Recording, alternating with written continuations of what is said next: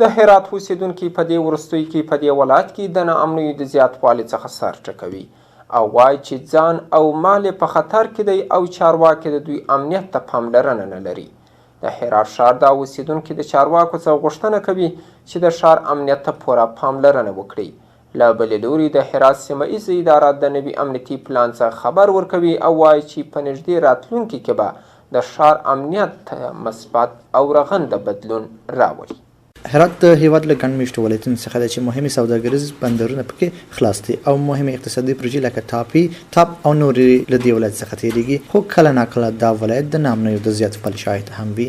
د هرات اوسیدونکي په دې ولایت کې د وروستیو ناامنیو څخه په تنګ راغلي او څرګندوي چې خپل ځان او مال ته اندېښمن دي او حکومت باید د دې ولایت د امنیت ټینګښت ته لازمه پاملرنه وکړي. هم اولاد شما فرق نمیکنه، همو خواهر، همو برادر، همو طفلی که کشته میشه، همو خواهر ما و شما نه، همو برادر ما و شما نه.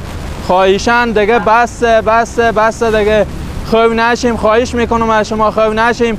تفنگ خورید و پلو خلکته میکنیم، خلاص بسم الله الله اکبر میریم خوب میشیم، بسم الله الله اکبر یا فیسبوک بازی میکنیم. خواهش میکنم از شما به عنوان یک برادر، به عنوان یک انسان، از تمام برادرها، از تمام شهروندا خواهش میکنم بس دیگه از این بیشتر دیگه خیانت به کشور نکنیم. ناامنی زیاد شده، کشتار هر جایی که ما شاهدیم چند جا هستیم که به طرف که دروازه قندار پورکار و اینجی که چند تا کشته شده و وضعیت کم نوعاً است. از دولت تقاضا امیر داریم که امنیت جور کنه، امنیت مردم بگیره. ما خود ما کاروبار داریم حقیقت، یعنی از ساعت 5 به اون طرف به شرکت برگشتن خود ما آدما تعطیل میکنیم. اگر لودر بیرون باشه و میاریم داخل، یعنی واقعیت به خاطر همین ناامنی که میگه مشکل نشه ما نمیتونیم بیرون که به خود ما وسیله خوری کرده نمیتونیم. په همدې حال کې د هرات ولایتي شورا هم ورته اندېښنه لري.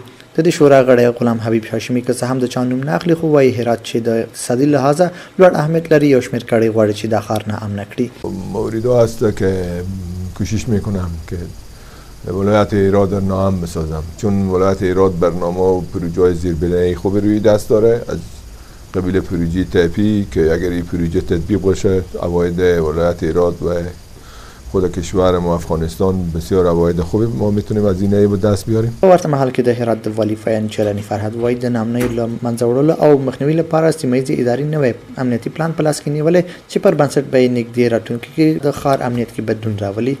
نوموړی همداراز وایي چې پلان د پلي کولو په حال کې دی او د امنیت ګډوډونکو او بلواګرو په وړاندې به جدي اقدامات ترسره کړي. تنها روز گذشته در یک عملیات در ولسوالی انجیل 3 تن از خراسان دستگیر شدند.